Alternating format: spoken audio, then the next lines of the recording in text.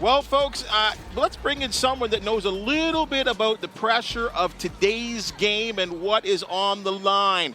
As Coach John Salavandis presents his pregame salutations. Coach Sal, as always, thanks you're here and that you're glad you're here with us. Well, we appreciate you guys having me around here. And Rod, good to have you with the crew now. Thank you very much, Coach. You know, Coach, general question here, and maybe I'm going a little crazy here, but the Ottawa Redblacks 2016 club, they finished the regular season with an 8-win, 9-loss, and 1-tie record. Amazing they got a tie in there. And they ended up winning the Grey Cup. If the Tiger-Cats finish out with a couple of wins, they'll have 8 wins. In this league, anything can happen, and usually does. Yeah, you're absolutely right. And that's why when last week we were talking, and I said I hate the crossover.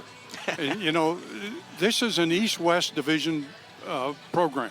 The Grey Cup was set up to be East-West.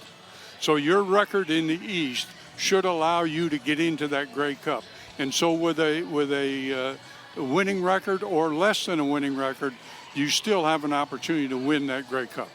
Well, after that extremely lopsided start to the season with the West teams dominating the East, in the last 10 interdivision matchups, the East division are actually 8-2, and it's including 4 in a row. So the East have been playing better.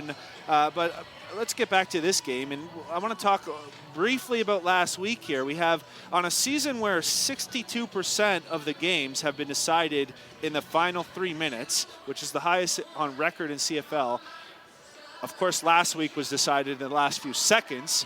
What does a finish like that do for a team and an organization? Well, I got to believe that they came off of that Calgary game as high as they did off the Winnipeg game. And I say that where they need to improve, Andy, on that, they need to improve in their time of possession on the field and a number of offensive plays. That's really important for this game. Because in Calgary, as you said, it came down to the last few seconds. You improve those two areas, time of possession and a number of offensive plays, and it won't have to come down to the last few seconds.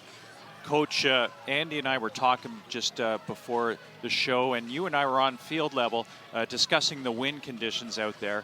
And it occurs to me that in last year's Grey Cup, the coin toss was a piece of strategy whereby Winnipeg chose to defer, hoping to get the wind at their backs for the fourth quarter. Would you go along with that kind of logic here today? Absolutely. What I want to do is have the ball in the fourth quarter. However I have to get it, that's important to me. Now, if I have the wind in the first quarter, I've got to hurry up and get as many plays in as I can.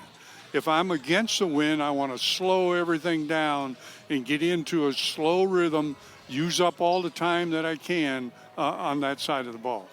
You know, Coach Bubba and I were just talking about the kicking situation here in Hamilton and how it's been solidified. How nice is it as a coach to kind of have that security blanket or that belief and that trust in your kicking game at this time of the year when it starts getting colder, when it's windy, and you don't know what kind of participation you might get? Well, you're absolutely right, and I can remember Paul Osbaldiston in the times that I was coaching with him.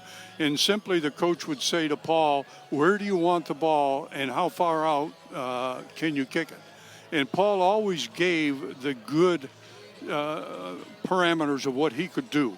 Not to say I'm going to kick a 60-yarder, but to say you've got to move the ball inside the 40 and you've got to give me the opportunity from the left hash. Didn't Danny Mack say something to like that? I think that might have been the '98 East Final against Montreal at Ivor Stadium. You're absolutely right, Bubba. I knew that.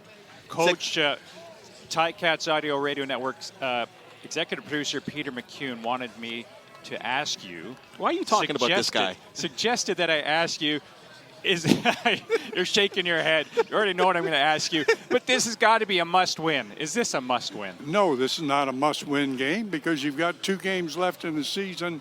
And the only must-win, Peter, is always going to be the Grey Cup to me. There you go. Well, you lose control if you lose this game. And you don't want to have to rely on Saskatchewan losing to get there.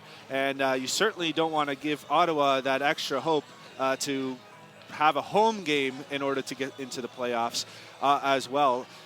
Let's switch focus here and talk about the defense a little bit. You got Simone's back on the field playing in his 150th game. He just surpassed Kyrese Hebert and Larry Ruck for 13th all-time in tackles, and he's only 11 behind Calvin Tiggle. Just a couple fun facts there. But I think we were kind of mentioning about how the unsung heroes of this Ticats defense, and it's nobody that we mentioned so far on the roster. What about the coaching staff? Well, let me give you some names.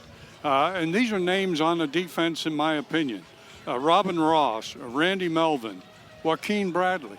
And people won't know who these people are. They know who Mark Washington is because we talk about the coordinators all the time. But these are the guys in the trenches. These are the guys that put this program together. And when you look at it, the Hamilton pass defense, for example, got 55 knockdowns in there. The D's got 19 interceptions. They lead the league with the fewest number of defensive penalties. All of that falls into the purview of those three guys, the linebacker coach, the D-line coach, and the D-back coach. And just to be a little more specific, you and I were talking about those pass deflections and actually the technique of the way the defensive backs are playing the receiver when the ball is approaching the target. And just talk a little bit about that and why that is a reflection of Joaquin Bradley. Well, Joaquin is teaching the proper technique for that. When the receiver looks for the ball, the defensive back looks for the ball. When the receiver gets his hands on the ball, you will see the defensive back run his hand up through the two hands of that receiver to take the ball away. And the number of knockdowns with the fewest number of penalties shows you that the techniques are working. And that's why I think those guys are so important to this defense. Love it. Coach Sal, your expertise, it's the best. I love it. Thank you so much for joining us. And I'll say it for the umpteenth time. We're really proud and really happy to have you on our broadcast. Appreciate it. Well, I thank you again, Bubba. And that $10 I owe you, I'll get to you sometime. Well, it's 15 now. Okay. Story for later. Hey, folks, that's John Salavanis with his pregame salutation.